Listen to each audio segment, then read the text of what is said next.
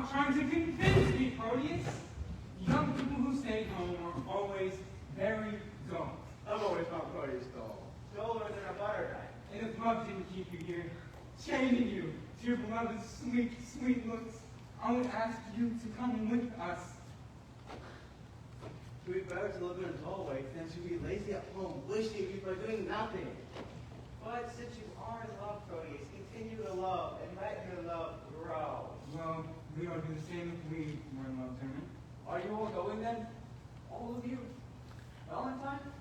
Look, Proteus, I've already told you. My father wants me to see the world. Or, well, he wants me to see Milan. Well, I guess it's goodbye then, gentlemen. Horatio, Silas, Valentine. Don't forget your Proteus when you happen upon some special, remarkable object on your travels. And we will. Remember me, and let me be a part of your happiness when you stumble upon good luck. Best of luck to you, Proteus. And when you are in danger. Wait, no one mentioning danger. Proteus imagines danger. If you are ever surrounded by trouble. Trouble is my middle name, but I can hardly surround Valentine. Direct your unhappiness to me, and I will pray for you.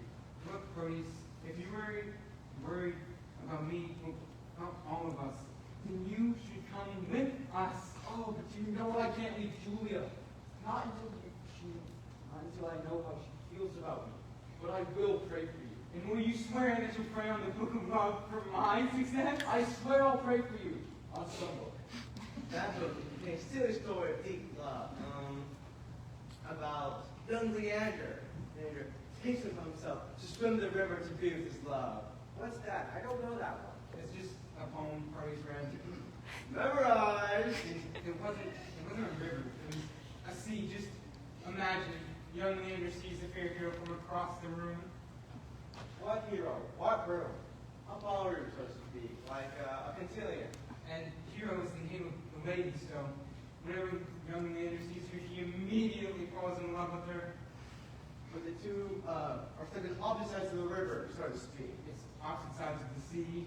So, that makes no sense. Who crosses the sea just to attend the dance? That's not important. So Leander takes it upon himself to swim the river to be with his love. It's swim the sea. That makes even less sense. That is a deep story of even deeper love, since he was head over heels in love. And that's true, but you are head over boots in love. I am head over boots in love? Now you're making fun of me. To be in love is co-rejection with love. To be in love is to broke disdainful looks with sorrowful sighs. To be in love is to exchange one wakeful moment of happiness for 20 exhausted, tired nights. If love is won by love, maybe it's an unlucky game. And if love is lost, there's merely for sadness and toil. Okay, that's enough. Look, Proteus, what we're saying is love is merely foolishness bought with wisdom, or, well, in other words, wisdom crushed by foolishness. So judging from this elaborate speech, the three of you are calling me a fool. Well, judging from your situation, I'm afraid that you are a fool. You complain about love, but I am not love himself. You're right again.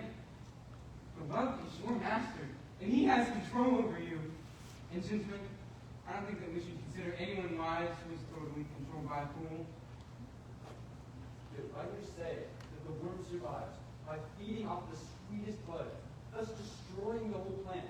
So consuming love makes one live in the best sense of them all. And writers also say that as the worm eats the most tender bud right before it blooms, so too does love turn vulnerable wit into foolishness.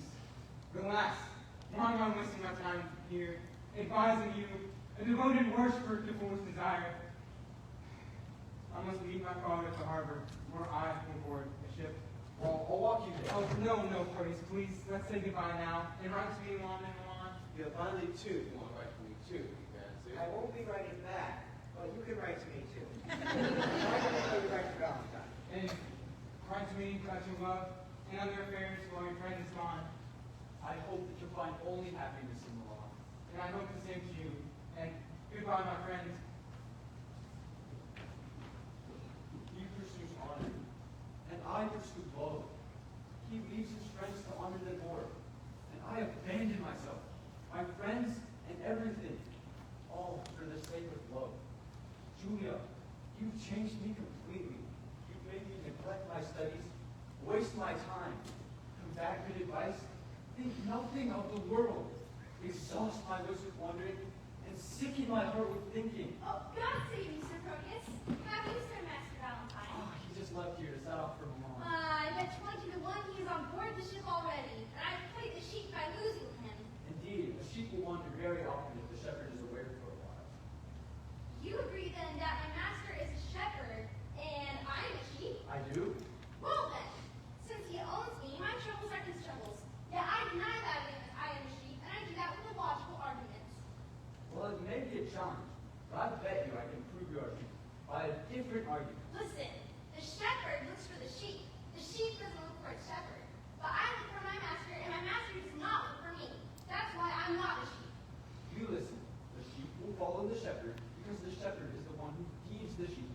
The shepherd doesn't follow the sheep to be fed. You follow your master because he pays you. Your master doesn't follow you because you don't pay him. That's why you are a sheep. Such an explanation makes me want to say that. So tell me, did you give my letter to Leah? Yes, sir. I, a lost sheep, gave your letter to her, and she gave me a lost sheep. Nothing for my work. This field is not big enough for such a great quantity. Hey, if the ground is overcrowded, you better slaughter her. No, you are wandering into error there. It would be best if we could find you in a dog pound. No, sir. For I already got less than a pound for delivering your letter. You're mistaken. What I mean by pound is an animal pen. From a pound to a pen. Multiply and fold it over and over, and it's 3 times too little for carrying a letter to your love. But what did she say? What did she say, fool? Am I to get nothing in exchange for my efforts besides being called a fool? Devil take you. You are quick-witted, Master Steve. And yet my wit cannot be quicker than your hesitation to pay me. Come, reveal the information. What did she say? Open your purse, so that the money and the information can be delivered both at once. Well, sir, here. Take this for your trouble. Now tell me, what did she say? Really, sir, I think you won't be able to win her that easily. How could you have understood so much from her? Sir, I received nothing from her at all. No, I did not even get a gold coin from her for delivering your letter. And since she was so hard on me, the person who only conveyed your feelings to her, I'm afraid she'll be as hard on you when you tell her about your feelings yourself. Don't give her any gifts but jewels, since she is hard to steal. But what did she say? Nothing? No, not so much as that. Take this for your troubles. I give a hat to you for your generosity, since you've given me a tip. And in return for my good word, you should carry your letters yourself. And so, sir, I'll speak well of you to my master. Go away to save your ship from a shipwreck. You can't sink as long as you're on board, because you're destined to hang. We'll have a dry death on shore. I must go and send a better messenger. I'm afraid my Julia won't accept my letter if she receives it from such a worthless idiot.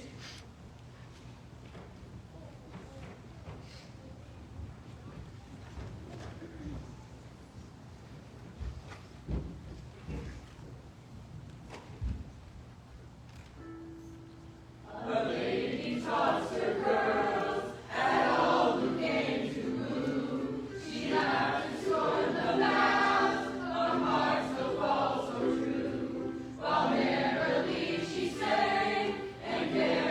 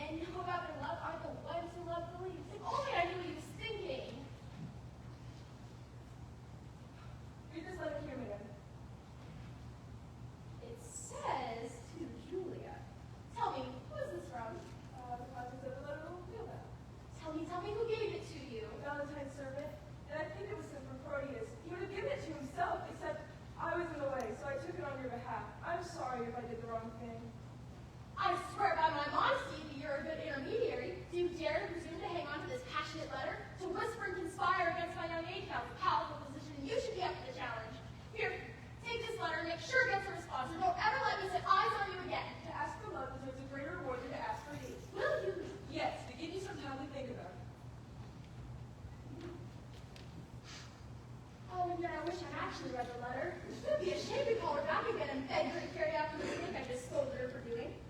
She's such a fool. She knows I am a young girl, and yet she still would not force me to read the letter. Young modest women say no when they want to hear and understand. They mean yes. Did you mean yes? It didn't sound like you meant yes.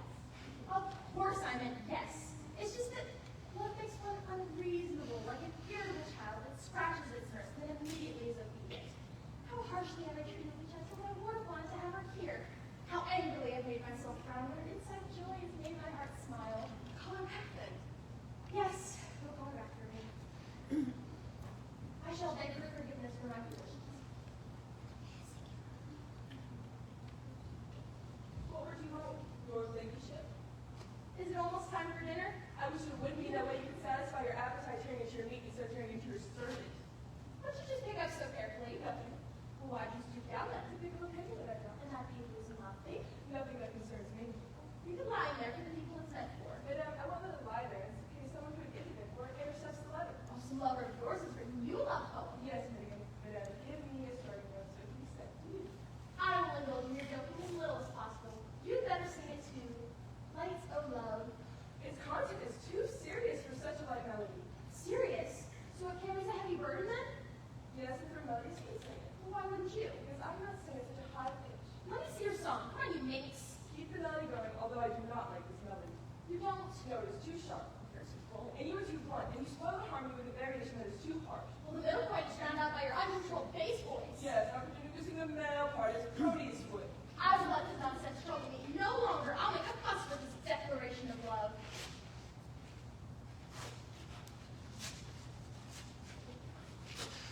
Leave those papers lying there. You would feel of picking them up just to make me angry.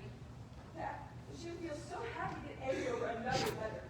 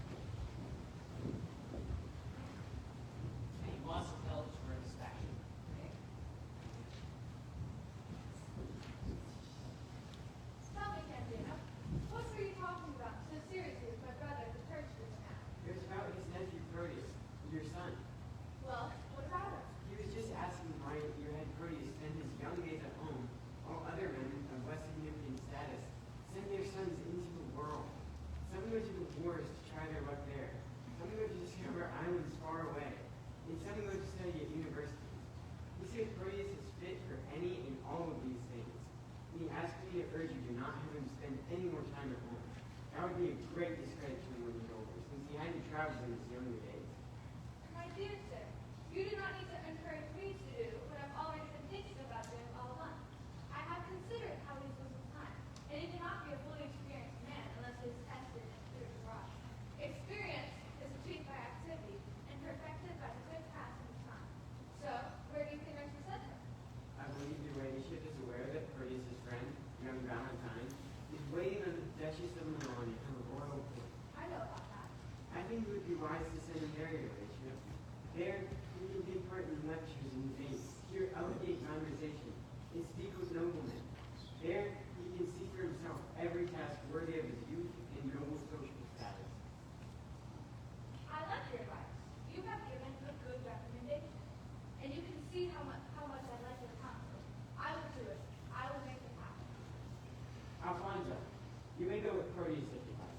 The two of you can meet up with some other respected gentlemen who are already planning to travel to Verona to pay their respects to the Duchess and commit their services to her.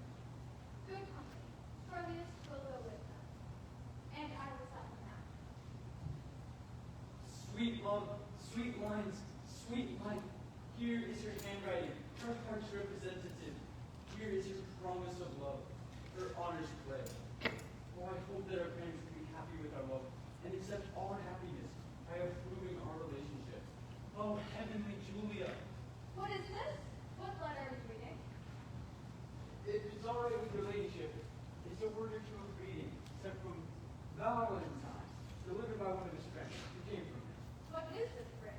There's no news, my lady. He only writes how happily he lives in Milan, how he is well loved, and how the Duke and Duchess show him his favor every day.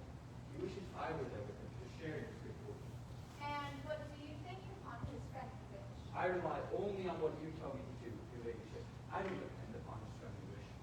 My wish is somewhat in agreement with this wish. Do not wonder why I've decided to accept it, because I will have what I want, and that is you. I have decided that you'll spend some time with Valentine in the royal court in Milan. There, you will be experienced, and yes, you will be experienced. And you will receive the same amount of money that Valentine receives from his relatives. Be ready to go tomorrow, and make no excuses, because it has already been decided. My lady, I can't be ready to go that soon. Please let me have a day or two more. No, no.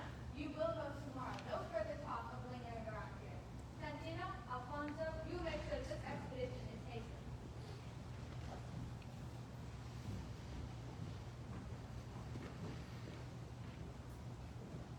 So, I avoided the fire because I was afraid I'd burn. And I avoided being drenched in the sea, or I would drown. I was scared to show Julia's letter to my mother because she would have made objections to my love. And with the benefit of my own excuse about Valentine sending me this letter, my mother's caused the greatest obstacle to my love. Oh, how similar is this spring of love to the uncertain weather of a beautiful April day. Days in April can be gloriously sunny until a cloud comes along to take all of that beauty away. Sir Proteus, your mother is calling for you. She's in a hurry, so please come quick. This is it. My heart agrees to the journey, and yet it answers no 1,000 times over.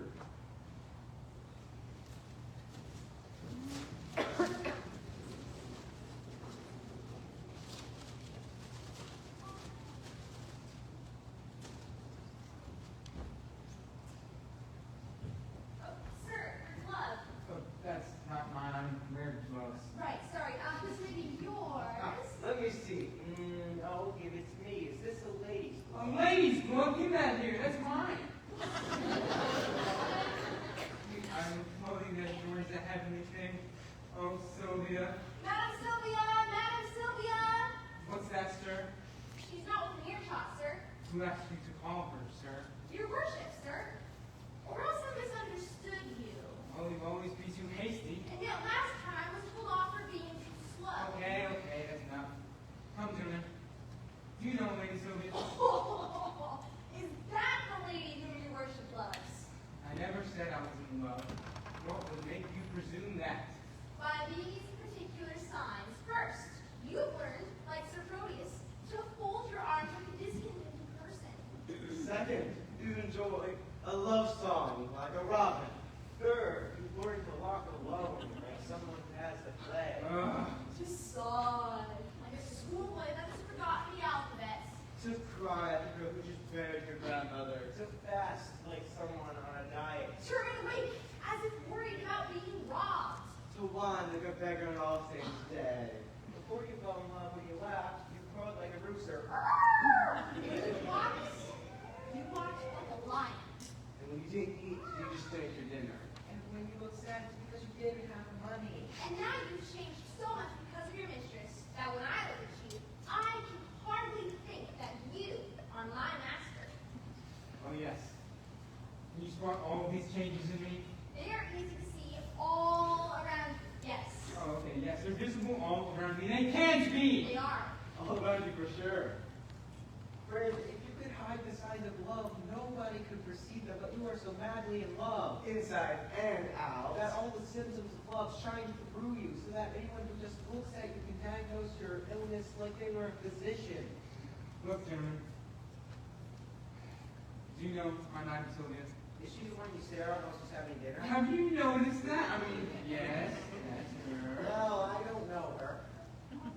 So, you know her by my staring at her and yet you don't know her? Exactly. Isn't she ugly, sir?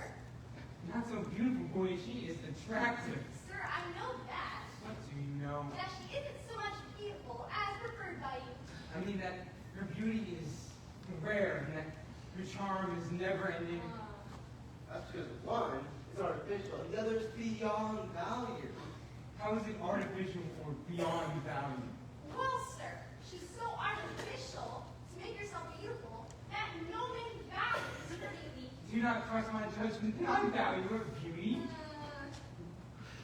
I've seen her since she was disfigured. And how long has she been disfigured? Ever since you fell in love with her. Okay, well I have loved her since the day that I met her and she is still beautiful in my eyes. You can't see her if you love her. And why is that? Because love is blind. Oh, if only you had my eyes. Or Verona had the same clear-sighted ability they used to have when you told Sir Proteus off for being disheveled. And what would I see then? Well, your own foolishness and her extreme deformity. Because Proteus, who was in love, at least made himself presentable by putting on his pants properly, and you, also blindly in love, can't see what you got. Well then in that case, boy, then you are the one who is in love. Because the other morning when you could not see well enough to shine my shoes. That's true, sir. I was in love with my bed, which, thank you for beating me for my love. It makes it great to tell you off for yours. Okay. To sum it up, I am in love with her.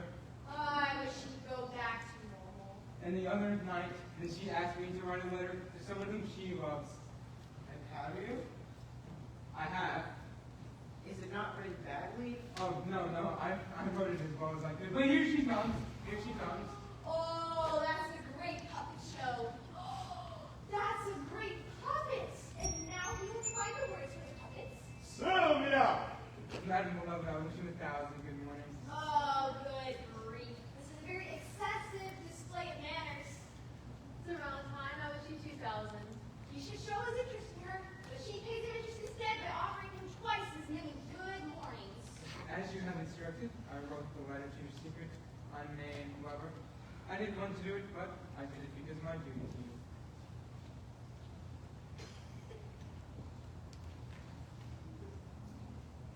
Well, thank you, kind servant. You've done it very scholarly. It was difficult to do since I didn't know who I was writing it for. I wrote very sporadically and with much hesitation. Perhaps you thought it wasn't worth making so much effort. No. Asked me to write 1,000 more letters, and yet A clever boss. Well, that is just what follows.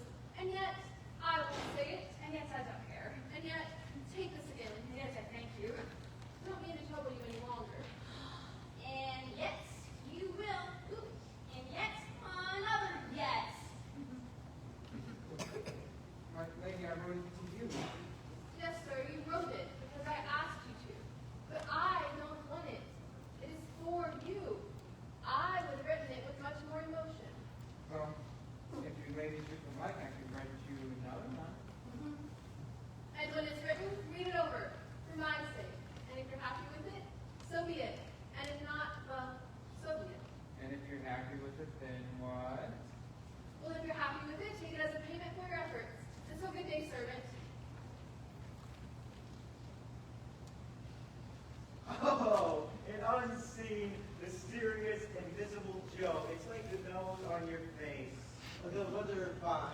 aspire.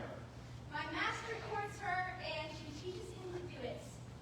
He is her student. Oh, that's a genius scheme. Has anyone heard of a better one than that my master, who is the writer, should write the letter himself? What's that, sir? Are you reasoning with yourself? No, I was rhyming or trying. Anyway, you are the one who has a reason. To do what? To seek for Madame Sylvia. To whom? To yourself. She courts you with an ingenious device. What device? The letter! No, this is the letter that I wrote to her lover. The letter has been delivered. That's the end of the matter. Do you not get the joke? No, believe me. Oh, I don't believe it. That's for sure, sir. But did you really think she was serious? What she gave me was her angry words. She gave you a letter. That I wrote to her lover. Like I said, it has been delivered. That's the end of the matter.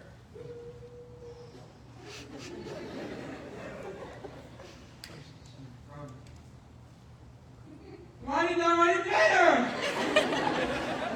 I assure you it's all good. You have written to her a lot, and she couldn't reply because of her modesty. Well, because she didn't have enough time. True. Or she was probably afraid some messenger might find out what she thinks.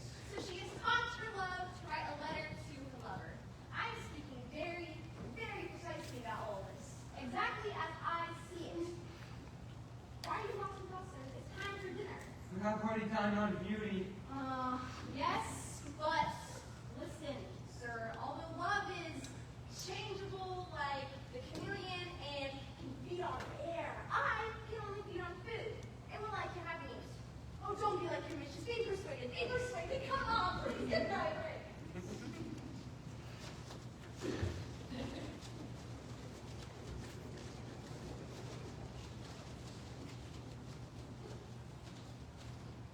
Be patient, dear Julia. I have to be patient. There's no way to fix this. I will return as soon as I can.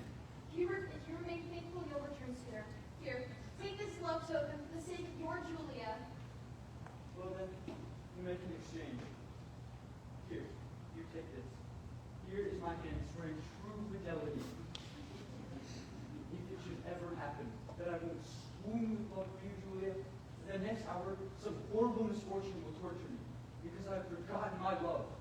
But alas, my mother is waiting for me to go. Please don't say anything. Best tide for sailing is ready now. And no, not your tide of tears. That tide will make me stay longer than I should. Julia, goodbye.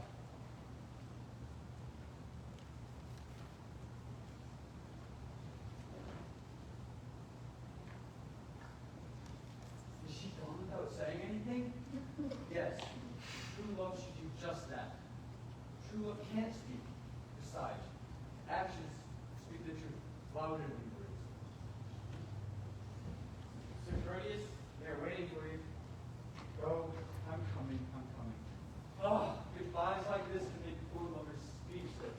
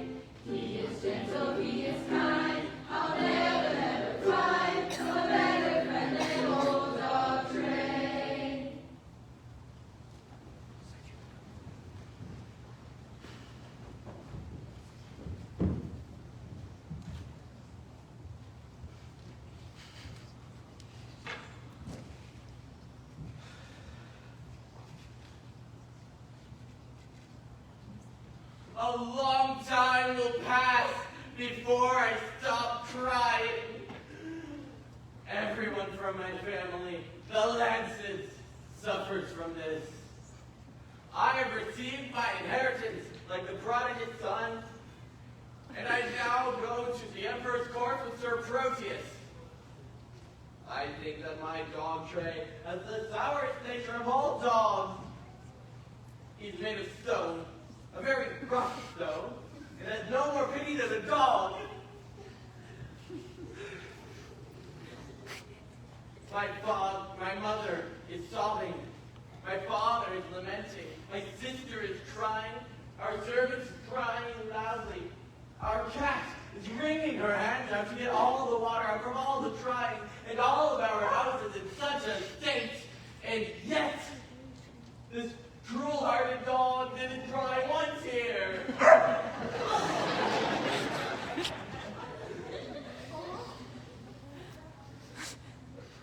Anyone would have tried to have seen my family say goodbye.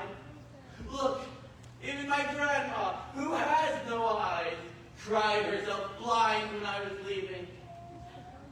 I'll show you. I will show you how it happened. Yes. This shoe is my father. No. This shoe is my father. No, that can't be correct either. Oh yes, this shoe is my mother. No, that's not right. Oh yes. This shoe is my mother. It has a worse soul. Now, this shoe with the hole in it is my mother, and this shoe is my father. My hat is Nan, our servant, and my... Oh, so now you cry. And this stick is my sister, because as you can see, she's as white as a lily and as slim as a finger. And then I am the dog, and the dog is me. No. The dog is himself, and I am me. The dog is me, and I am myself. Yes, that's how it is. Now, I come to my father. Father, give me your blessing. Now, the shoe couldn't speak a word because of his crying. Well, I kiss him, and, he continues to cry. Now I come to my mother. Oh, if only she could speak now like a mad woman. Well, I kiss her. Oh, there it is. This smells like my mother's breath exactly.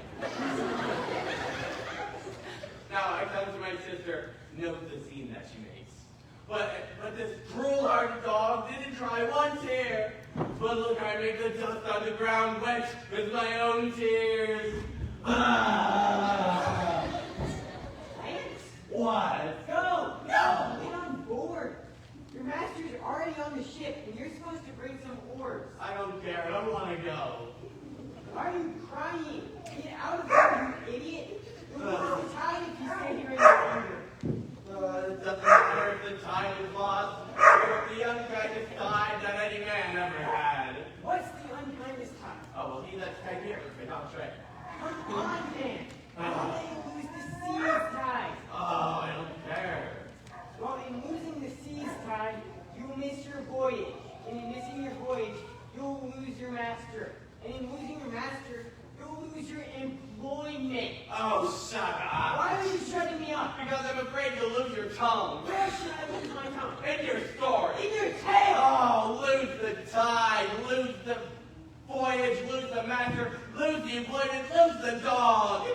Indeed, man, if the river were dry, I could fill it with my tears. If the wind were blowing, I could push the boat with my sighs. Come on, man. I was sent to call you away. Sir, tell me what you'd like. Will you just go? Oh, yeah, sure, I'll go.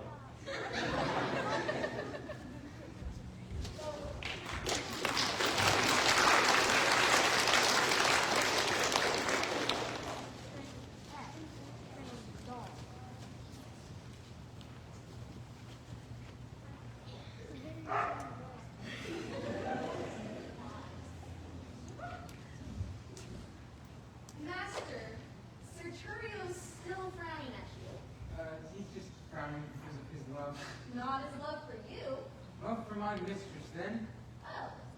Well, in that case, it would be a good idea for you to hit... You know what, I got a thing with the, thing, but,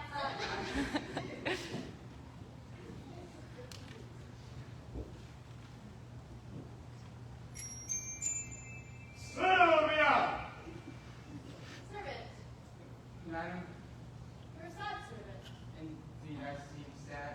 Do you see maybe I do. So do impostors. So do you. What do I seem that I'm not? Wise. What's your evidence that I'm not wise? Your foolishness. And how do I seem foolish? Your sleeveless jacket. My sleeveless jacket is mere vest, sir. Well, excuse me if I prefer not to invest in your foolishness. Are you angry, Centurio? Is your face changing color? Ignore him, madam. He is like a chameleon. A chameleon that would feed off of your blood rather than live off the same air that you breathe. Well, you have said it, sir. Yes, sir, and I've said it too, for now. Well, you always finish before you started. Well, that's a fine exchange of words, gentlemen. And quickly fired. And we, well, I take the one who gave it to us. And who is that? Well, you, madam. You gave us the spark that set it off. Sir Turio borrows his wit from your gracious spirits and spends what he borrows in your presence. Sir, if you waste another word with me, I shall bankrupt your wit.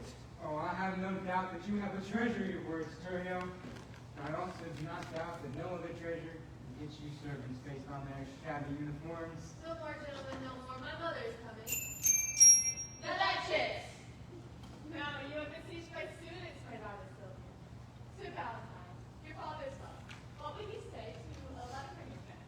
He's getting a lot of good news. I'd be happy from any news from home. What would you say? Do you know Lady Antonia Maria? She is from your country. Yes, my lady. She's a lady of high ranking who deserves much respect and esteem. And doesn't she have a son? Oh, well, yes, my lady. And the son deserves just as much respect and esteem of such a noble mother. Do you know him well? Oh, yes. I know him like I know myself. Ever since we were children, we have talked and spent all of our time together. And while I have wasted my time and been a lazy delinquent, Sir Proteus, that's the son's name, has spent his time well. He is young, but he is old if we consider his experience. He does not have a single gray hair on his head yet. He is very, very mature. And well, to sum it up, since my praises are never enough, he is perfect in his appearance and his mind, and he has all the perfect qualities that a gentleman has. Curse me, sir. If he is as good as you say he is, he deserves an empress's love as well as a position to advise an emperor. Well, sir, this man is coming to me with recommendations from powerful rulers. I think you like this news too. Madam, if I could wish for something, it would have been this. Welcome him then, according to his work. Sylvia, Soteria, I speak to you, because I do not need to urge Valentine. I will send Proteus here to you immediately. Come. Madam, this is the gentleman I told your ladyship about. He would have come with me, but his eyes were locked on his lady. Well, perhaps she has now freed his eyes, and instead taken another man's vow of loyalty. No, my lady. I think that she still holds his eyes as prisoners. No, then he should be blind, and if he's blind, then how can he see his way to find you? Well, my lady, love has 20 pairs of eyes. And they say that love is blind. Well, love can close its eyes to unattractive objects as yourself, Curio. Enough he does. Here he comes. Proteus, welcome. Oh. My lady, this is the gentleman that I told you about. I beg that you welcome him with a special favor. His worth is a guarantee for his welcome here. If this is the same man you often wanted to hear from. Oh, it is. And I beg that you take him as my fellow servant to your ladyship. Oh, I'm a mistress too humble to have such a superior servant. Not at all, sweet lady. I am an unworthy servant who have ever seen such a worthy mistress. Stop this talk of inadequacy. Madam, take him as your fellow servant. I will only boast in my sense of duty, nothing else. And duty never lack its reward. You are welcome, servant, to a worthless mistress. I'll die fighting with anyone who says that, except for you, of course. Anyone who says that you are welcome? No, anyone who says that you are worthless. Madam, my lady, your mother would like to speak to you. I shall come to please her. I'm Ursula, I'm Soterio. Once more we welcome you, new servant. I'll leave you two to catch up about what's happening at home, and when you're finished, we look forward to hearing from you. We will serve your ladyship.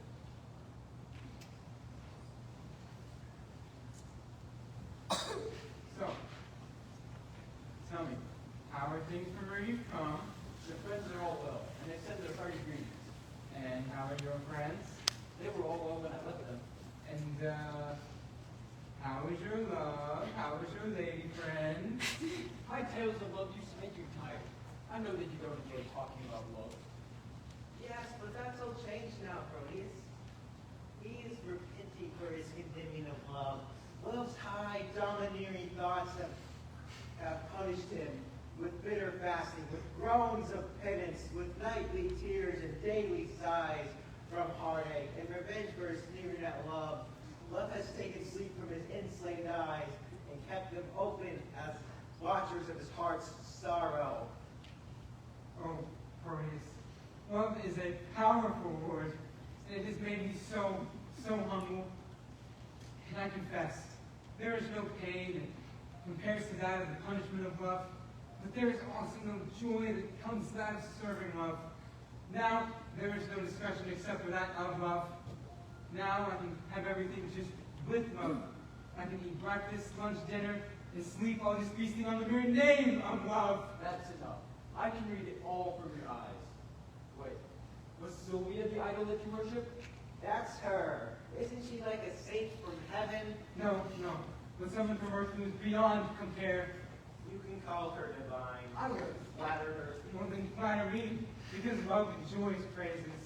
When I was in love, you didn't mince words, so I must give you the same treatment. Well, then speak the truth about her. Okay, break it up. If she is not divine, then let her be one of the 9 orders of angels ruling over all the creatures of the earth. Except for my mistress. No, except for no one, unless you object to my love. Do I not have a reason to promote my own love? And I will help you promote her too. She will be dignified with this tie on her. She will hold my lady's train.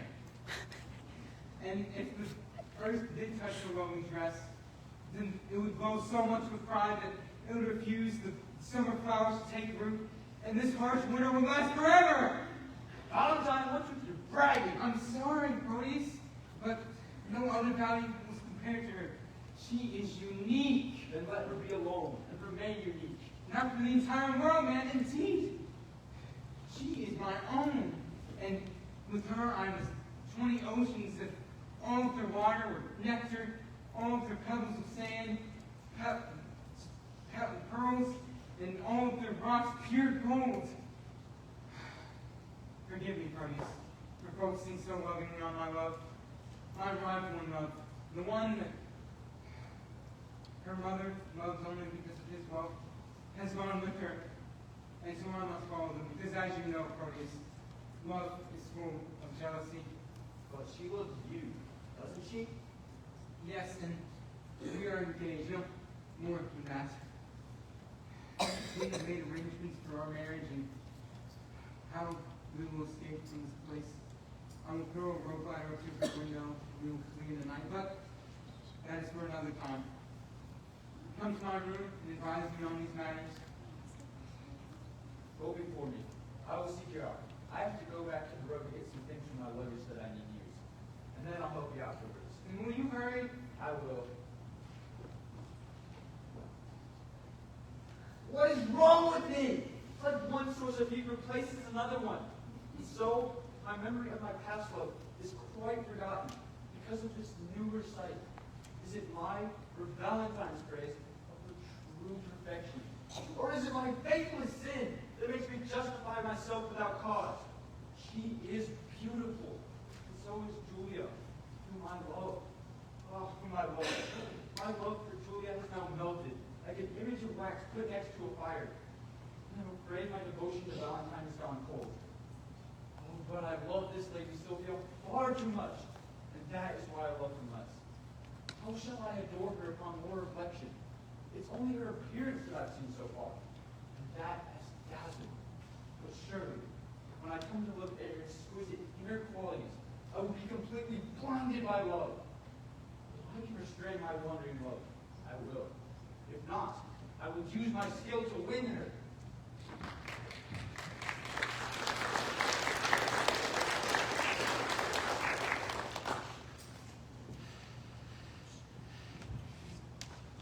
Lance, I swear by my honesty, welcome to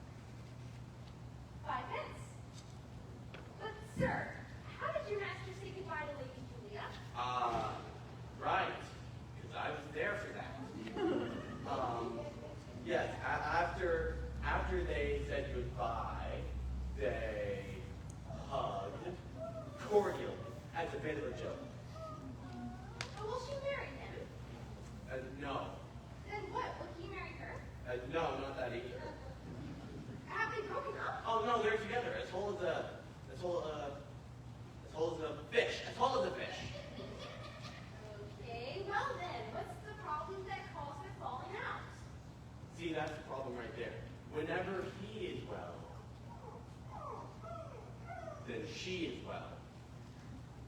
What? You are such an idiot. I don't understand you. You're such a blockhead that you don't understand me. My staff understands me. What do you say? My staff understands me. Look, I lean on it, and it understands me. It stands under you, yes. Well, stands under and understands are much the same thing. No, they're not. But anyway, tell me the truth. Will there be a wedding? Ask my dog if he says yes, there will be a wedding. If he says no, there will be a wedding. If he shakes his tail and says nothing, there will be a wedding. 1 second. Oh, Trey, is there gonna be a wedding? Come on, tell me. Is there gonna be a wedding? Okay, that's a little bit. It counts. So there will be a wedding. You will never get such an answer out of me, apart from using cryptic and confusing speech. It's good that I understand you now. Lance, what do you say about this? My master has become a notorious lover. Well, I never knew him as anything else. Anything else is what? A notorious lover, a clumsy fool, as you have just said. You fool, you aren't understanding me. You idiot, I didn't mean you, I meant your master. I am telling you that my master has become a passionate lover with a B. I don't care if he burns himself in love. Come with me to the pub, or you are not worth the name of a Christian. Why? Because you don't have enough charity to go to the pub with a Christian. I'm at your service.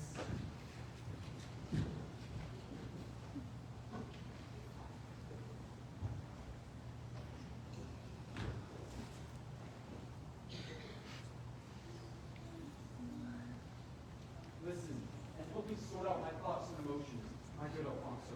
If I were to leave Julia, You break your promise.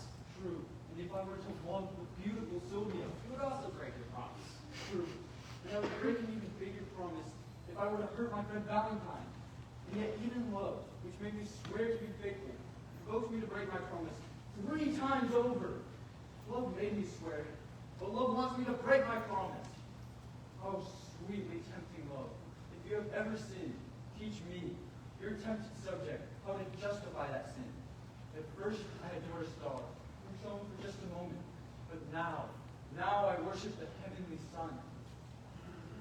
Faultless promises can be carefully broken, but a man lacks intelligence if he can't take resolute action, teaching his wit to exchange a bad thing for a better thing. Oh, now, impudent tongue! How could you call Julia bad?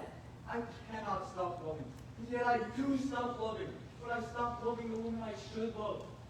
Julia. If you stop loving Julia, then you will lose Valentine. If I keep them, I must lose myself. But you mean more to yourself than a friend means to you. Sylvia, heaven, look you, made her so beautiful. Will you forget that Julia is alive, and remember that my love for her is therefore dead. I will consider Valentine my enemy, and direct myself to Sylvia, my sweeter friend. I cannot be faithful to myself now, without committing some act of treason on Valentine. Well, tonight he's planning on climbing a rope ladder to the window of Sylvia's room. But he told me that in confidence, and trusts me. But you are now his enemy. So, I will tell her mother the deceptive plan to escape. And she will be angry and will cast Valentine out. But as soon as Valentine is gone, I'll quickly use some clever trick to prevent the stupid Cheerios progress. Love, give me wings so my purpose can be quick, just like you have lent me wit to plan this scheme. Let me guide you, drink nephew, to help you on your way.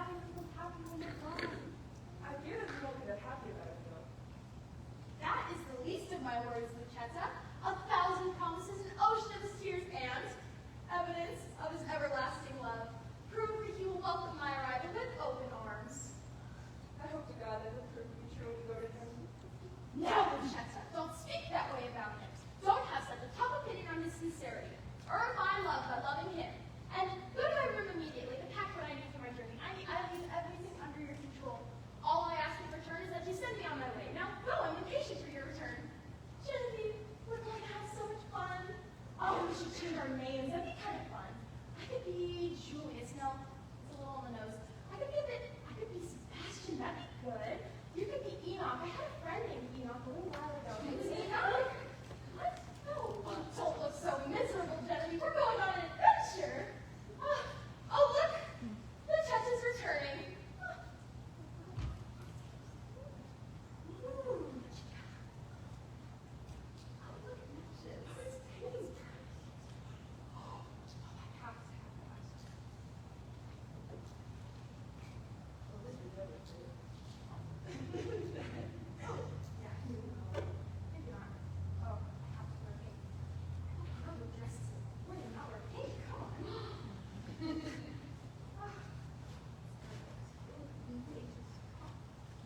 I'm not feeling all about ability to pull off looking like young men. But just a change of clothes, my lady. Ooh, yeah. That's better. You and I would play the part of two young servants. People rarely pay attention to servants, you know. Present company excluded, of course, which has as dear to me as any friend, really. No offense taken for them, but what you say is two truths. But I would say the best for last. Oh, Chester, you're a genius. No one will ever question us. No matter our manners or style, no matter our birth or our fame, with these no one ever suspect. We're young ladies changing their names. There's no reason not to despond or go and do anything rash. For we'll pass our love or two then if you've only got a mustache. A mustache, a mustache. If you've only got a mustache. A mustache, a mustache. If you've only got a mustache. The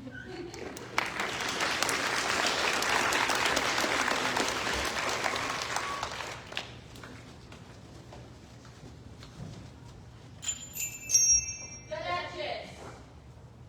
So, Tria, leave us alone for a while, please. We have to discuss some secrets. Now, Proteus, what is it you wish to tell me? My gracious lady, the rules of friendship tell me to keep certain things a secret. But when I remind myself of your friendship to me, my duty forces me to tell you a secret that nobody else can ever get out of me. My friend, Sir Valentine, is planning on stealing away with your daughter tonight. I have been entrusted with the secret information. I know that you are determined to give her marriage to Turio, whom your dear daughter hates. And if she were taken away from you like this, it would distress you, especially at your age. So, for the sake of my duty, I would rather choose to go against my friends and hide it. That way you won't be weighed down with sorrow, which could easily kill you. Sir Proteus, thank you for your honesty and care. To repay you, please ask anything of me while I'm still alive. I have often seen signs that Valentine and Sylvia are in love, usually while they think I'm sleeping. But even though I had thought of perhaps banishing him from Sylvia and from my court, I was worried that my suspicions were grown and that to do so would be to unfairly shame him. So I put those rash thoughts out of my mind and I looked upon him kindly in order to try and discover the information which you have just told me. You can see how this causes me to worry for her. And knowing how young people are easily tempted, I keep her up in a high tower every night where I hold the only key, so she can't be taken away. But my good lady, they have come up with a plan to use a rope ladder. You'll bring it to the window of the room, and we'll take her down from there. Valentine is just left to get that ladder. If you wish, you may catch him in the act of bringing it here. But, my good lady, please do it cleverly, so that I am not suspected of disclosing the secret plan. My love for you, not hatred of my friend, may reveal his intention. Sir Proteus, I swear on my honor that Valentine will never know I heard any of this from you. Goodbye, my lady. Sir Valentine is coming. Valentine! Where are you headed so fast? I'm just going to deliver this letter to a messenger who is going to deliver it to my friends. Is this letter important? No, it just speaks of my health and how happy I am in your court. Then it's not so important. Please stay with me. Talk with me. I have some things I wish to tell you that are close to my heart, and you must keep them secret.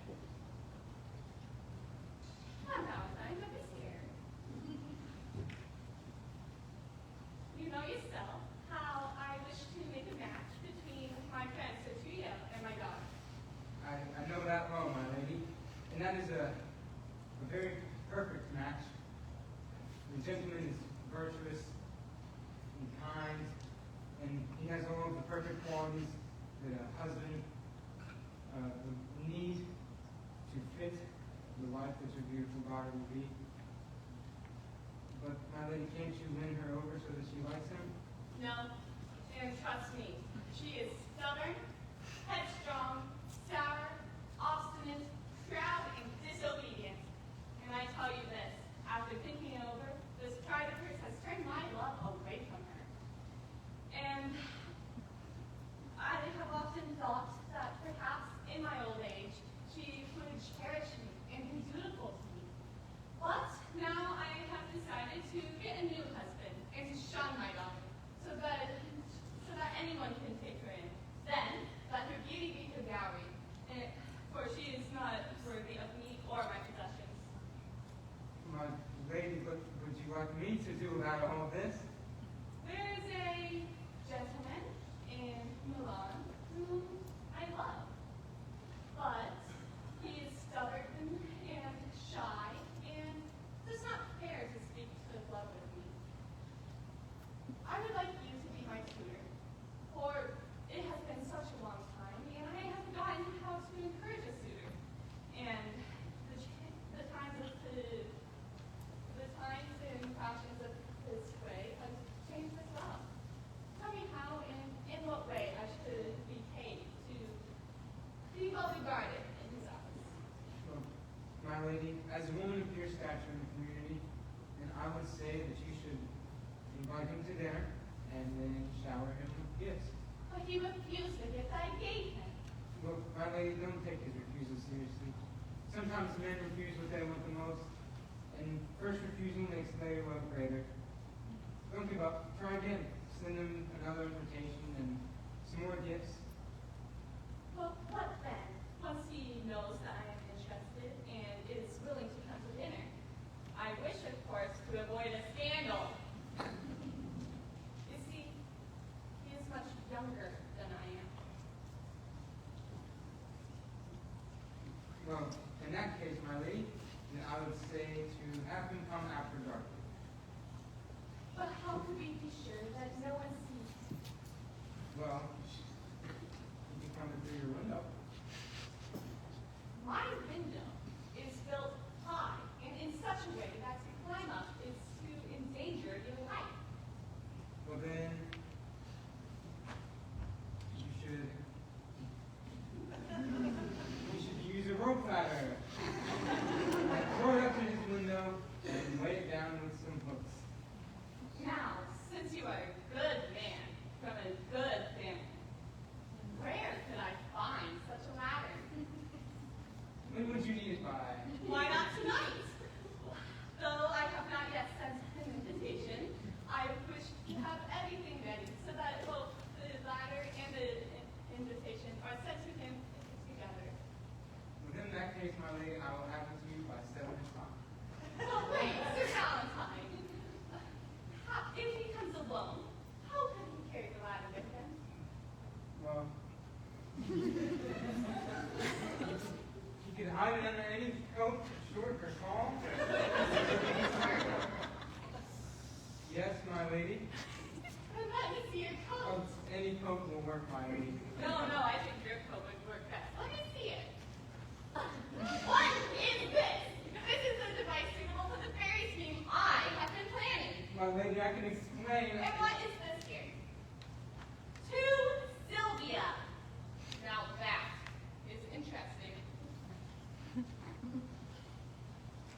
My thoughts take refuge with my Sylvia every night. And whoever sends those thoughts flying are like scoundrels to me. Oh, if only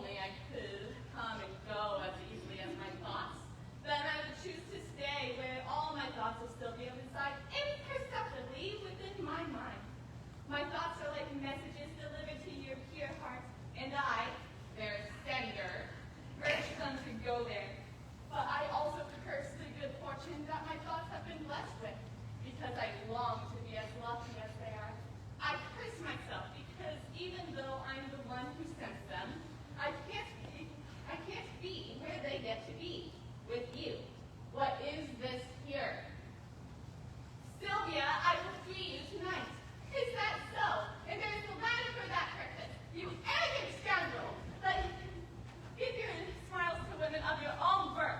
I hope you know that it is because of my patience and not because you deserve it in any way that I'm allowing you to leave. Get out of here. I do not want to hear any of excuses. If you love your life, you will leave. For what you have done, you are banished.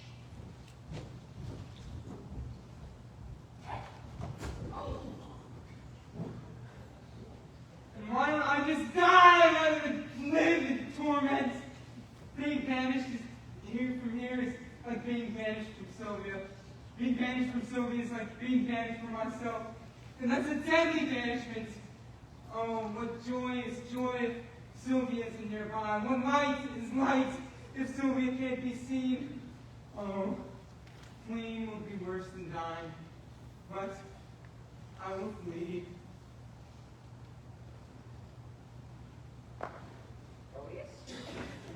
Valentine? No, Who then? His ghost? not his ghost either. What then? Nothing. Did nothing speak? Master, shall I hit it? What would you hit? Nothing. But sir, I won't get anything, I I swear. say, stand by, sir. Valentine, my friend, speak to me. For it is my ears are filled with so much bad news that I cannot hear good news either. Well, then I would bury my news in silence, because my news is harsh and bad. Is Sylvia dead? No, Valentine. There would be no sacred Valentine if Sylvia was dead. Has she rejected me? No, Valentine. There would be no Valentine if Sylvia had rejected me. What's your news then? Sir, it's been announced that you are banished. That you are banished. Banished from here. From Sylvia and from me. Your friend. Oh, I've already heard that news, and now more of it will make me ill. Does Sylvia know I'm banished? Yes, yes. And her reaction to the sentence, which as long as it's not reversed, will be as powerful as ever, was a sea of tears. She offered them and her whole self at her mother's feet, begging on her knees. She was wringing her hands, which were so white, it was like they had just gone pale with sadness. But neither her knees nor her hands held up. Her sad sighs and tears couldn't reach out to her unfeeling mother. But Valentine, if you stay here, you are taken. You will die. Oh, do not speak another word, unless it has some evil power over me. And if it does, then whisper it in my ear, like the tune playing at my funeral, to remember my eternal suffering. Valentine, stop moaning. Instead, let's figure out a way to help what you're moaning about. Time heals all wounds and makes everything good. If you stay here, you won't be able to see your love. If you stay here, you'll be maybe shortening your life. I've heard it been said that hope is like a lover's staff, and you can use that and walk with it. And hold it up against your depressing thoughts. Listen, Valentine, your letters can still be here, even if you are away. Address them to me, and I'll deliver them to your love. But we have no more time to discuss. Come, Valentine, I'll walk you up to the city gate. Before we say goodbye, we'll discuss anything that may concern your love affair in detail. For your love of Sylvia, even if not for your own sake, do what you can to avoid danger, and come along with me. Lance, if you see my boy, can you tell him to meet me at the North Gate? Go find him, sir. Come, Valentine. Oh, Sylvia! Mother, dear, unfortunate Valentine. I am but a fool, and yet even I am smart enough to know that my master must be some sort of villain.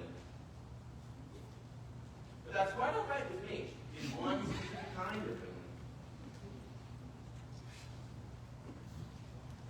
Not a man alive knows that I am in love. But a team of idiots, I am in love. But a team of horses couldn't get that secret out of me, nor whom I love. And yet, it's a woman. And yet I won't say what woman, and yet it's a milkmaid. But it's not a servant. Here is a list of her attributes.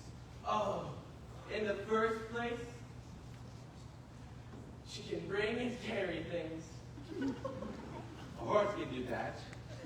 No, a horse can only bring things, but not carry them. Therefore, she's better than a worthless old horse. In the second place, she can milk a cow. Yes, that is a sweet virtue in a maid with clean hands. In the third place, What is the news of your mastership? my mastership, why, it's at sea. I rolled that habit. You didn't understand the word. What news is in your paper, then? The blackest news you've ever heard. How black, man? Black as ink. What is the news? No, you can't read. You lie. I can. Oh, really? I will test you then. Who is your father? Indeed, my grandfather's son. You illiterate slowpoke, he's your grandmother's son. That proves you can't read. Come on, come on. Test me with your paper. Fine. Start there. There. And may St. Nicholas help you. That's okay, Nicky. I got this one. In the first place, she can milk. Yes, that she can do. Next, she makes good beer. Oh, that's where the proverb comes from, actually. Bless your heart. Make a good beer. Next, she can stitch. That's as if we were to say, can she really? Next, she can knit. Why does a man need a dowry when a woman can knit him a stocking? Next, she can wash and scrub. Oh, that's a special virtue right there, because then she does not need to be washed and scrubbed herself. Next, she can spin thread. And then I may lead an easy life where she can spin for a living. Next. And here are her bad qualities. Right after the list of her virtues. Next, she shouldn't be kissed before she is eaten because of her breath. Oh, well, that fault can be fixed by breath. Rats. Speed! You're the one who stole my letter. Oh, fine, fine. Next, she has a sweet tooth. Oh, well, that makes up for a sour breath. Next, she talks when she sleeps. Well, that's quite all right, as long as she doesn't sleep while she talks. Next, she's slow with words. Oh, you rogue, you put that as one of her bad qualities. To be slow with words is a woman's only virtue. Strike that out and put it as her main virtue. Okay. Next, it says here that she is greedy. Oh, yeah. Strike that one out too. Women get that quality from Eve in the Garden of Eden. You can't take that away from her. Okay. Next, she doesn't have any teeth. I don't care about that. Next one. Next, she is bad-tempered. That's a big one. At least she doesn't have any teeth to bite me with. Okay. Next, she drinks liquor often. I feel like that's a good one. You see, if she has good liquor, then she will drink it. And if she doesn't drink it, then I will drink it, because good things should be drunk. Okay. Fine. But it says here that she's also too unrestrained. Oh, well, she can't be unrestrained in speaking, because the list says she's slow in that. And she can't be unrestrained in money, because I will be in charge of the money. What's the next one? Next, she has more hair than wisdom, and more faults than hair, and more money than faults, and more wrinkles than Stop there. I don't have her.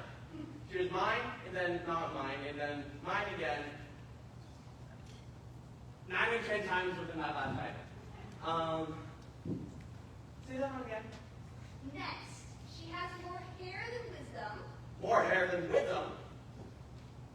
Oh, that very well may be. And more faults than hair. More faults than hair, that's outrageous. What's the next one? And more money than faults. Oh, well, that makes up for everything else on the list. I will have her. And if she will have me, since nothing is involved. Then what? Then I will tell you that my master and your master are waiting for you at the market gate. For me. For you. Yes, for you. Who are you? They have waited for a better man than you. And should I go to them? You should run to them because you have waited for so long that just going won't be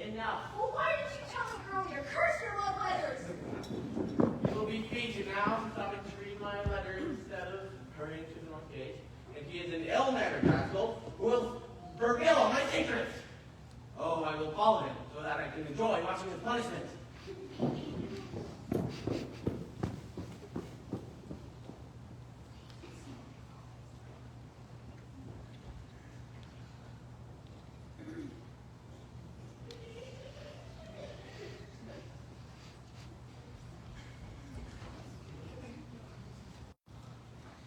Do not be so worried, Sir Tulio. Sylvia will love you now that Valentine is banished from her sight. Since his departure, she's hated me most. She's rejected my company and has granted me so abusively that I have no chance of ever gaining her favor. Love is a shape cut from ice.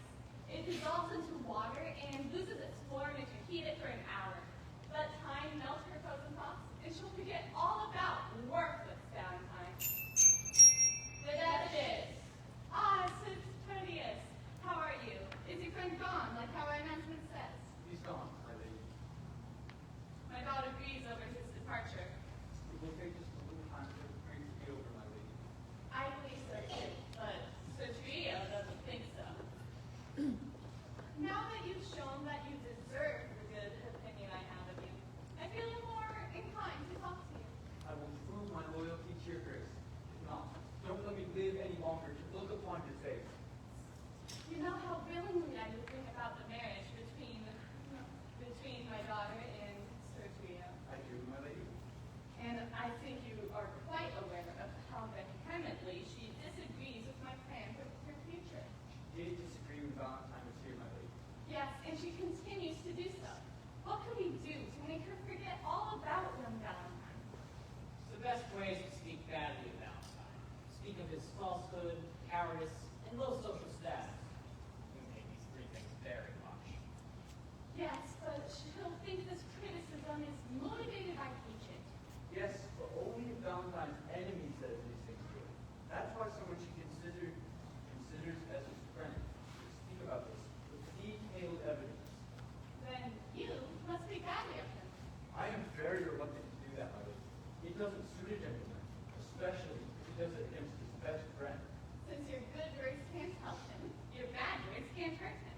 Therefore, your position is indifferent, since I am asking you to do it, as a friend. You have won me over, my lady. If I can say things in order to damage his reputation, then she will love him anymore. But even if we root out her love for Valentine, it doesn't necessarily mean that she will then love Sir Tertia. Therefore, as you untangle her from her love for Sir Valentine, unless it should get tangled up and be of no use to any of us, you must prepare to wind her around me. And you must prepare to, just as you speak badly of Sir Valentine. And Proteus, we are asking you and trusting you with this, because we know from Valentine that you are a great creature of love, and that you wouldn't go against it and change your mind all of a sudden. And so you have access to Sylvia. You may speak together whenever you like.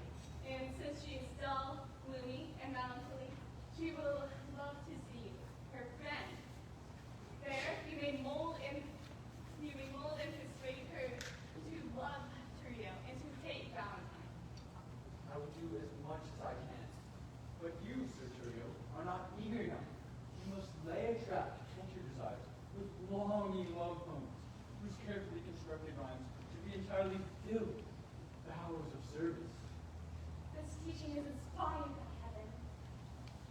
Say to her that you sacrifice your tears, your sighs, and your heart on the altar of her beauty, right until your pen is dry, and then make it wet again with your tears. Indeed, indeed. Orpheus is moved with strong opposed ligaments, and when he played, his golden touch developed steel and stones, make wild tigers tame, make huge sea monsters bathe in the unfathomed depths of Davy Jones's locker. You're sending your deeply sorrowful, yearning love poems. Come to the window of your lady's room at night with a group of musicians. Sing to the music of their instruments. The night's dead silence will be perfect for such a sweet lament. If this doesn't win her over, nothing will. This teaching shows that you have been in love. I shall put your advice into practice tonight, therefore, sweet Proteus. We must go into the city at once. where we will find the gentlemen who are skilled musicians. I have a sonnet that will do just the trick, according to your good advice. So get on with it, gentlemen. We'll wait for your grace until after dinner, and then we'll determine what to do afterwards. So get on with it now. I excuse you.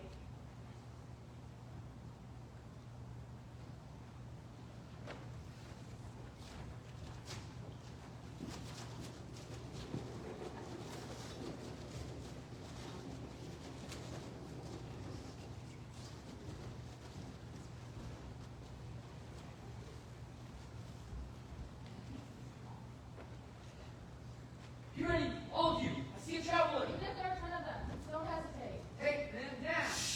Quiet, all of you. Stop, sir, and give us what you've got there. If not, we'll make you stop. We'll rob you. Sir, this is definitely the end of us. These are the villains that all travelers are very afraid of. My friends, No, I... sir, we're your enemies. Quiet. Let's hear him out. Yes, I swear by the beard that we will. He is a fine looking gentleman. Then you should know that I don't have much wealth to lose. I'm a man destroyed by misfortune. If you were to take these clothes that I bear, then you would deprive me of everything that I have. And where are you headed? To Verona, Where did you come from? from Milan, Did you stay there for a long time? for about 16 weeks. We would have stayed longer if such bad luck hadn't struck us. What? Were you banished from there? Yes, For what crime? for something that is painful to repeat now. I killed a man.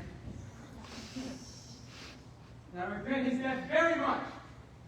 But I killed him like a man should, in a fight without lowly treachery or unfair advantage. Well, some people done it that way. You don't have to regret it. Were you entered justice for her? Yes, and I'm thankful for such a small sentence. Can you speak any foreign languages?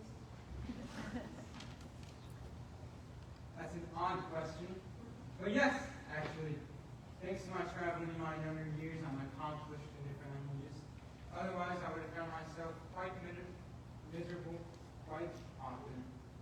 By the bare head of bottomless fat priest, this man should be the commander of all wild free will. Well, have him. We will have him. Sirs, a word. Master, you should become one of them. It's an honorable kind of thievery. It's quite rogue. Tell us. Do you have any resources? Nothing. Apart from my fortune. Well, have you. We will have you. You should know that some of us are gentlemen. Rest in the company of respectful men like our Constance. I was banished from Milan for playing to love with the lady, and Aaron, who was closely allied with the Duchess. And I was banished from Mantua for stabbing a gentleman in the heart with a rage.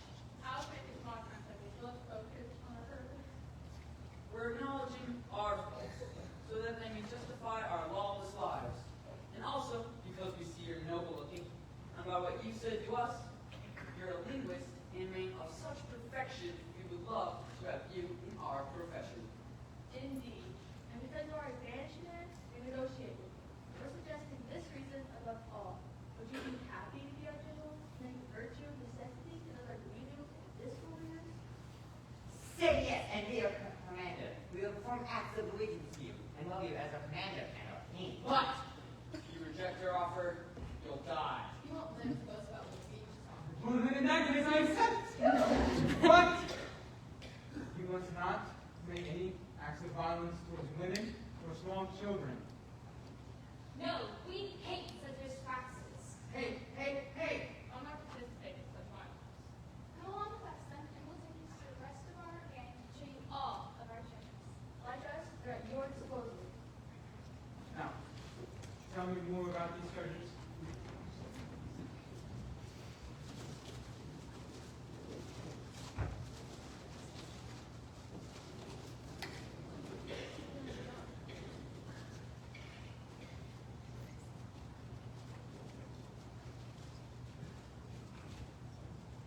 Now listen. I have courted life to Valentine, and now I have to give fair to Curio. Under the pretense of praising him, I have access to my own love and can praise her. But Sylvia is too beautiful, too true, Who sank me to be corrupted by my worthless gifts? When I swear true loyalty to her, she'll ask me to think about how falsely I've treated my friend. When I declare my vows for beauty, she'll ask me to think about how I've broken a promise to Julia, whom I love. Don't lose heart, Proteus. The more she rejects her love, the more throne and flatterer. Ha! But here comes Turio. Now we must go to the window of her room and play some evening music for her. How are you, Sir Proteus? Have you snuck here quietly before us?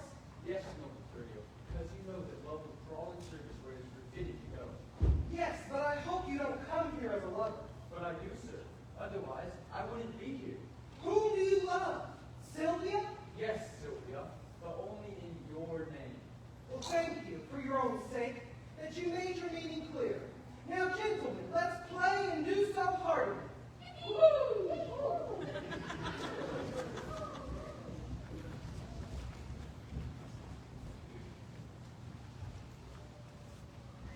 My young guest, I think you're sad. Tell me, what is wrong? Indeed, I can make you happy, my host.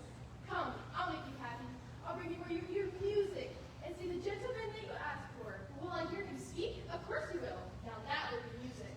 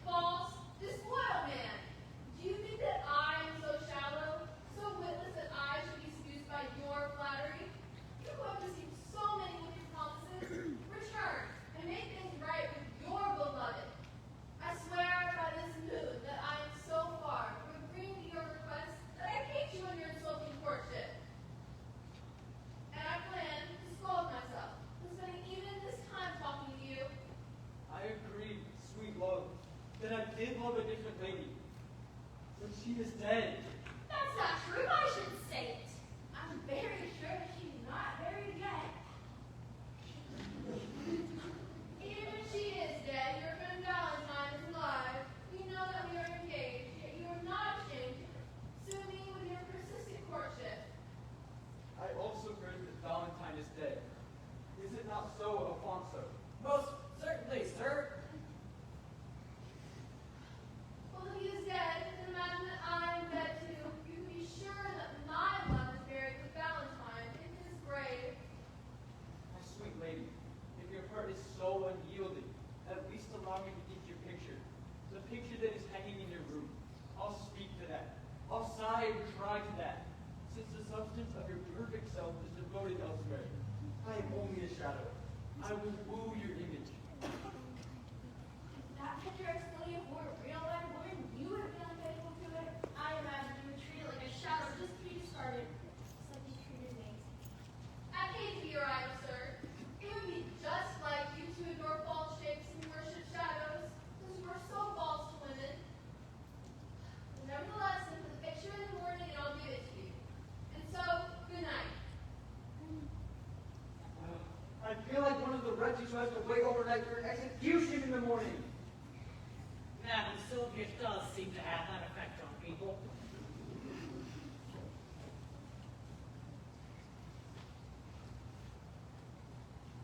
Host, are you sleeping? Wake up, host. It's time we're on our way.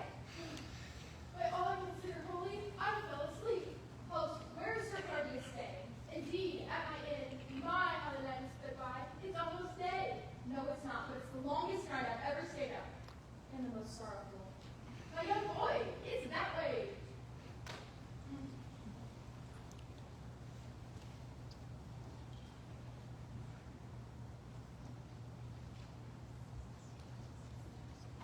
This is the time that Madame Sylvia told me to come talk to her. There's something she wants me to do. Madame? Madame?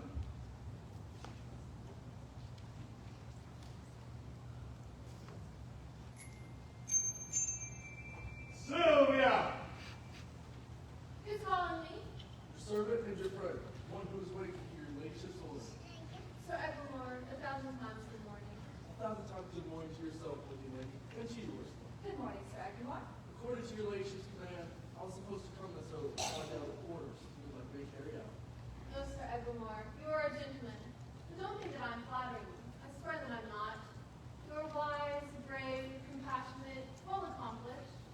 You know how much I care about the banished Valentine. How my mother wants me to marry the foolish Turio, whom I hate with all of my heart. Sir Evermore, you have been in love, and we have heard you say that you have never felt more grief in your heart than you did when your lady, your true love died, and you have vowed pure chastity on her grave. Sir Evermore, I want to go to Valentine and Mantua, where I heard he has fled. As this journey is dangerous, I would like your worthy company, since I would rely on your faith and honor. However, don't encourage my mother's anger, Sir Evermore. Think about my grief, a lady's grief, and about the justice of my running away from here, from a most unholy marriage, which both heaven and fortune would always make horrible. This is coming from a heart as full of sorrows as the sea is full of sand. I want you to go with me and keep me company. But if you won't, then keep secret what I said to you so that I may go alone. Madame, I am sorry for your distress. Since I know your cause is right and virtuous, I agree to go with you. For I do not care what will happen to me. I only wish that good things will happen to you. When are you planning on leaving? This evening, Where shall I meet? at Friar Patrick's cell, where I intend to make a holy confession. You can rely on me, your ladyship. Have a good morning, Miss William. Good morning to you too, kind Sir Evermore. And to yours, then. Sir Evermore.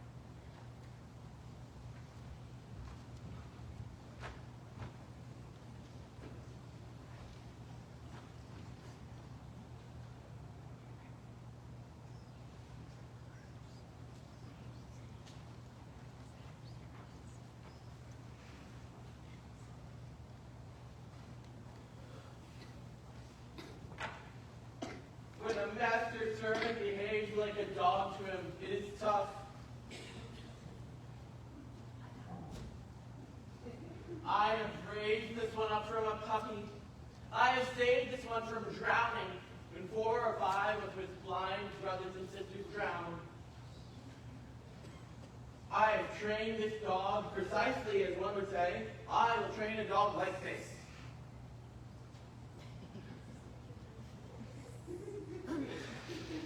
I've trained him so well. And I was sent to deliver this dog as a gift from my master, Sir Proteus, to his mistress Sylvia. As soon as I came into the room, he ran up to her plate and he stole her chicken leg. Because as they really should say, I am a dog who is a dog indeed. A dog in everything he does. If I didn't have enough wisdom to plead guilty for his wrongdoing, I really think he would have been hanged for it. For as long as I've lived, he suffered for it. Did you say your names were Sebastian and Enoch? I like you both, so I'll give you a job to do soon. I'll do whatever you'd like if I can. What's this? Where have you been these past 2 days? I have been delivering your dog to Mr. Sylvia. Oh, well, what did she say to my pretty little dog? Ah, yes. She said, your dog is badly behaved. That 9 cents is good enough for a gift like that. Did she even receive my dog? No, I brought him back here. Wait, did you offer her this mutt from me? Mutt? You just called Trey a mutt? This dog has been with me for as long as I can remember. Not your dog was stolen away by 2 little rascals in the city square. So I brought your love, my dog, not a mutt, who is as big as 10 times as big as your dog, so the gift was all the greater. Go away at once and find my dog. And if you don't, I don't ever want to see your face again. Not until you apologize to Trey. Go away! Are you staying here just to make me angry? Trey, come. He's a rascal that continuously makes me ashamed. Sebastian, I have hired you both because I need such young lads who can carry out my business with discretion. There's no point in trusting that foolish man over there, but I have mostly employed you because of your familiar face and your good manners, which, if my prediction is correct, are evidence of good upbringing, fortune, and truth. Therefore, you should know that I've hired you for these reasons. You will come with me to my lodgings. And Sebastian, you will go at once and deliver this ring to Madame Sylvia. The girl who gave it to me loved you well. It seems you didn't love her, since you're parting with her token. Is she dead, sir? No, I think she is alive. What? Why do you say what? I can't help myself. I feel sorry for her. Why should you feel sorry for her? Because I think she loved you as much as you loved your lady Sylvia. I imagine she dreams of the man who has forgotten her love. You care so deeply for someone who doesn't care for your love. City love can be so contrary. Well, it's presumptuous of you won't even mention it. Sebastian, go at once and deliver that ring. And with it, this letter. That's her room over there. Tell Lady Sylvia that she should keep her promise and deliver me your picture. After you have delivered the message and the ring, come and meet Enoch and me at my lodgings.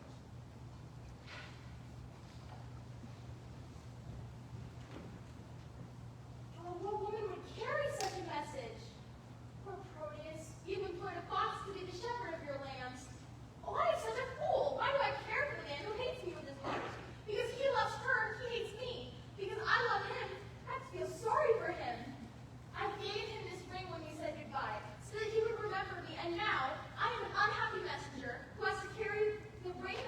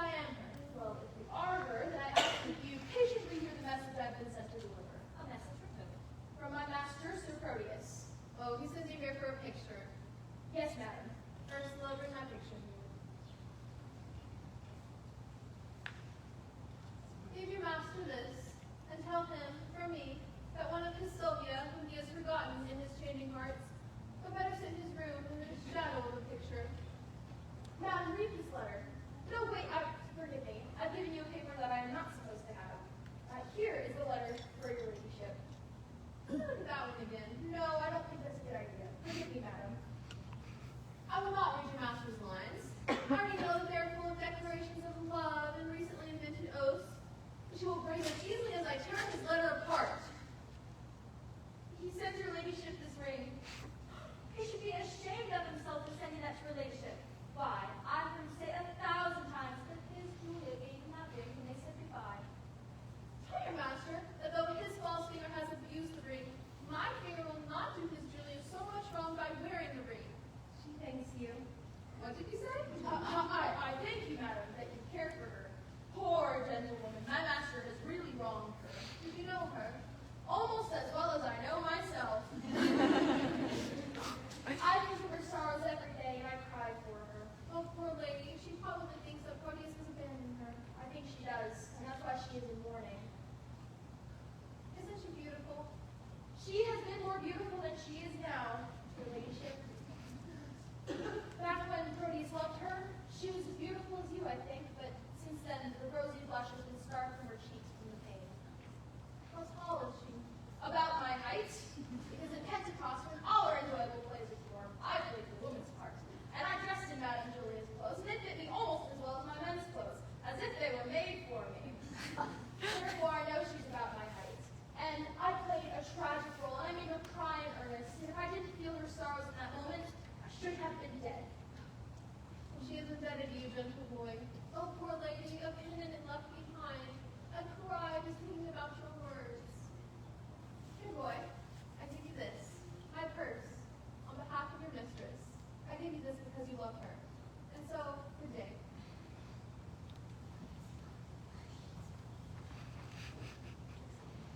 And she will thank you for it if you ever meet her. She is a kind, beautiful, and virtuous gentlewoman. I hope that my master's wooing would be received coldly enough. I hope it's been realized. Oh, thank you, Sylvia. Oh, how lovely to play with itself. Oh, now here's her picture. Let me see. I think I'm as beautiful as she. Now come, Shadow. I will treat you kindly for the sake of your mistress, who has likewise treated me kindly. Or I'll swear by Jove that I'll scratch out your unseen eyes to make my master fall out of love with you.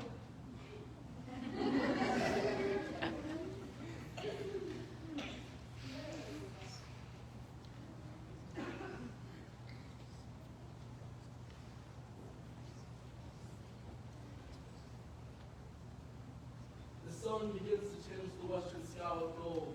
Now it's time for Sylvia to meet me at Briarcatcher's place. She won't be late. Lovers never miss the time they're supposed to meet up. Unless they arrive early, they really can't wait to see each other. Oh, here she comes. Good evening to you, lady. I'm into that good, Edwin Morgan. Let's go on the back gate by the Abbey Wall. I'm afraid some spies are following me. Don't be afraid. 4 miles and 9 miles away. If we reach it, we'll be safe enough. Sylvia! Sylvia! Wait, you're going luggage!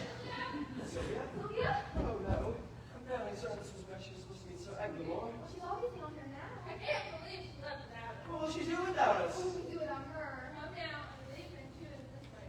We can catch up. All will be right here. Oh, I hope we get this luggage straight. What will she do with other things? Oh, my.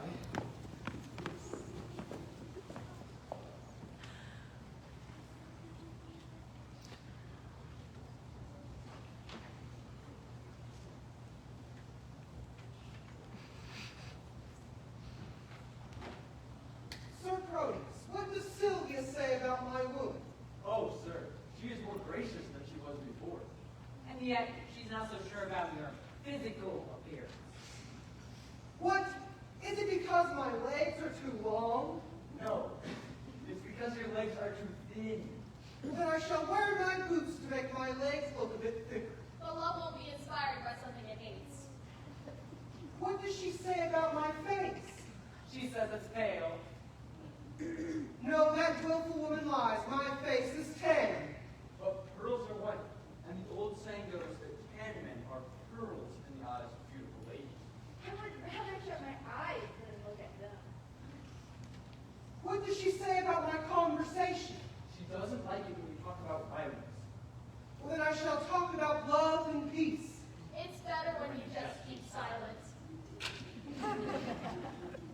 What does she say about my bravery?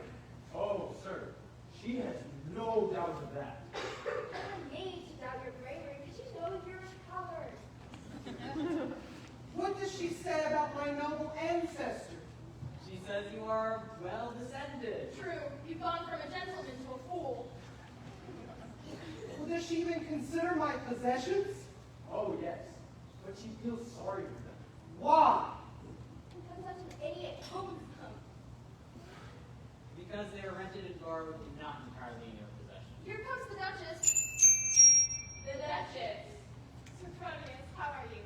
And Trio, have either of you seen Sir Evermore recently? I didn't. Neither did I. Nor I. And what about Sylvia? Have you seen my daughter? Not her either. Not this morning, my lady. Nor I. Oh, well then, it's true. She has run away to find that peasant Valentine. And Sir Evermore has accompanied her. It's true. Sir Friar Lawrence saw them both in the forest as he walked repenting. He recognized Evermore, and he thought it was Sylvia because he recognized Ursula, who had stopped to try and distract the good friar. But he didn't think that it was Sylvia, since he didn't get a good look at her. And besides, Sylvia was meant to go to Friar Patrick's place for confession tonight. But she wasn't there. And all of these instances confirm that she has run away. So please, gentlemen, do not waste time by talking. Hurry up and get onto horseback and meet me at the base of the mountains that lead to Mantua, where they are headed. Hurry up, sir gentlemen, and follow me. Now she is a foolish girl from fleeing from a good courtship when it would follow her.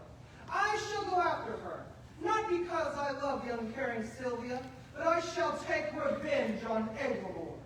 And I shall follow, because I love Sylvia more than I hate Eglamour, who accompanies her. I will not follow. I'm but a fool, but I already realize that I have done far too much trying to help Proteus. And I will follow to frustrate Proteus's love, and not because I hate Sylvia, who is left for love's sake. And I guess I'll follow.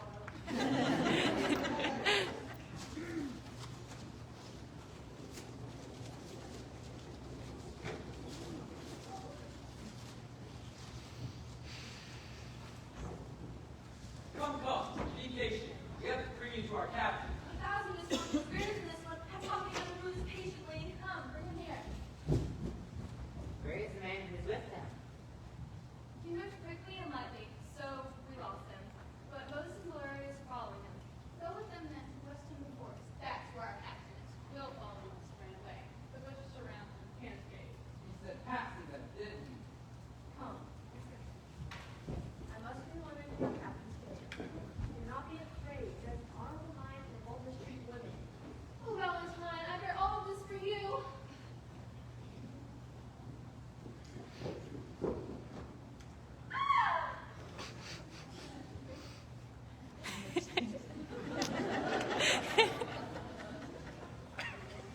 Increasing familiarity can make people feel more at home no matter where they are.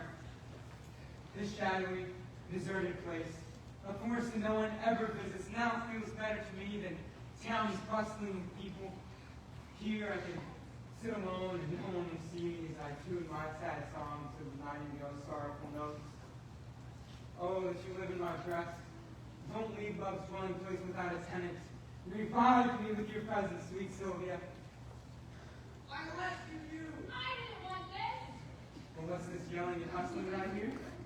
Oh, it's probably my friends who make their desires into their laws. Following some unfortunate traveler, I suppose. Well, they love me, but it takes everything in my power to stop them from committing uncivil and unspeakable crimes. But, what's that?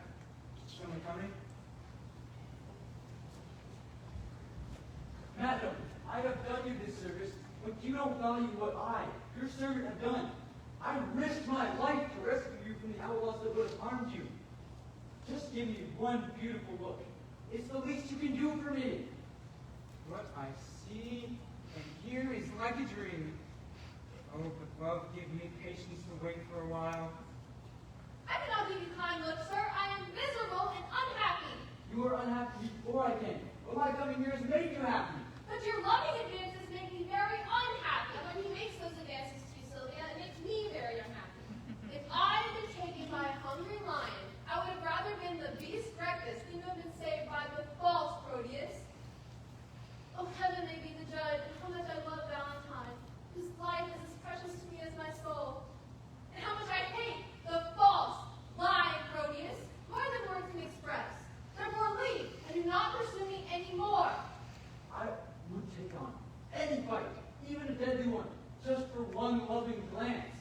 Oh, it's still proved true that love scarce is a woman who cannot reciprocate love. No, and Proteus cannot reciprocate love. Study Julia's heart, your first and truest love. You tore up your fidelity to her and do 1,000 false promises in order to love me. You are a false imitation of a true friend like Valentine. Who takes a friend into consideration when it comes to love? All men do, except Proteus. You wicked friend! Valentine! You are an ordinary friend without faith or love, and now such a friend is a treacherous man. You have deceived my hopes. Oh, who's to be trusted if one's best friend is a liar? I'm sorry, Proteus, but I can never trust you again. Oh, the personal wound is the deepest one. Oh, what an awful thing. What a terrible thing it is when one's friend becomes their worst among their enemies. My shame and guilt overcome me. Forgive me, Valentine. If hearty sorrow to be enough to make up for my offense, I offer it here. I do suffer for the wrongs I've committed. Well then, I'm satisfied. I will think of you once again as an honest man. Come, for someone who does not accept one's repentance is not from heaven or of earth. What? And just like that, all is forgiven? Come here, boy. Raise your head and speak. Oh, forgive me, good sir. I was sent to deliver a ring to Madame Sylvia, which I forgot to do. Where is that ring, boy? Here it is. Let me see. But this is the ring I gave to Julia. Oh, forgive me, sir. Here is the ring that you sent to Sylvia. What? But how is it that you have this ring? I gave it to Julia when we said goodbye. And Julia herself gave it to me, and Julia herself has brought it here. Julia, is that you? Look at me! The woman who was once the object of all your promises, I received them deeply in my heart. How often have you split the bond of my heart when you broke a promise, Proteus? Oh, let my outfit make you blush. Be ashamed that I've been wearing such immodest clothing. If it can be shameful to wear disguise for the sake of love, it is much more appropriate and a lesser fault for a woman to be deceptive in her clothing than for a man to be deceptive in his love. Than for man to be unfaithful. That's true. Oh, heaven, if only man were faithful.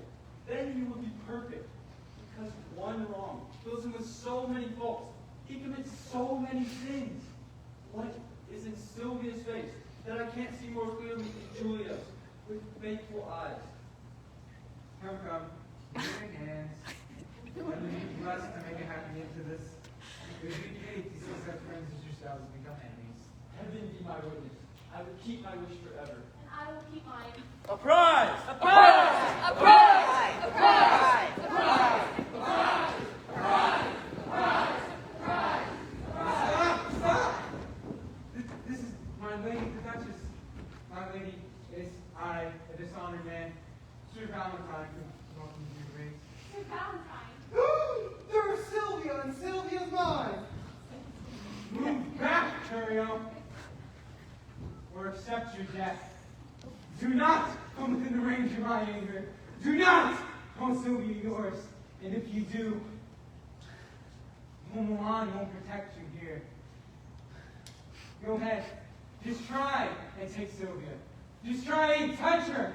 I dare you just to try and breathe on my love. Sir Valentine, I don't want her. I think a man would be foolish to put his body in danger for a girl who doesn't even love him. I will call her mine. Therefore, you can have her. You are all the more degenerate and lowly, for you went to such lengths to win her, and now you show yourself a coward. Sir Valentine, by the honor of my ancestry, I congratulate you. And know this, I believe that you are worthy of an empress's love. Ask any good, ask any, for any,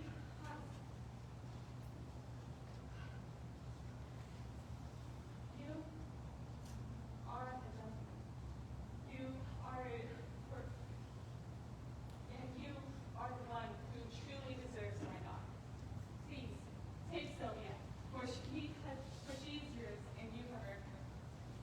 Thank you very much, my lady. This gift has made me very happy. May I, for your daughter's sake, ask one more favor? I'll grant it, whatever you may ask. Well, these gentlemen that I have lived with for some time, they have some valuable qualities. And may I ask that you forgive them for what they have done and let them return home in exile. They are reformed, civil, full of goodness, and ready to do your lady, my lady, some noble acts. You have convinced me. I pardoned them, and I pardon you. Come, let us make arrangements and end all this with festivities, joy, and a marvelous entertainment. And as we walk, I will attempt to be bold in our conversation as to make you smile. Come, Proteus.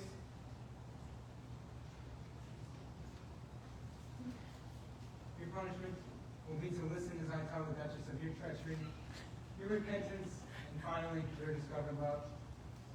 After that's finished, you will share our wedding day with one feast, one house, and one mutual happiness.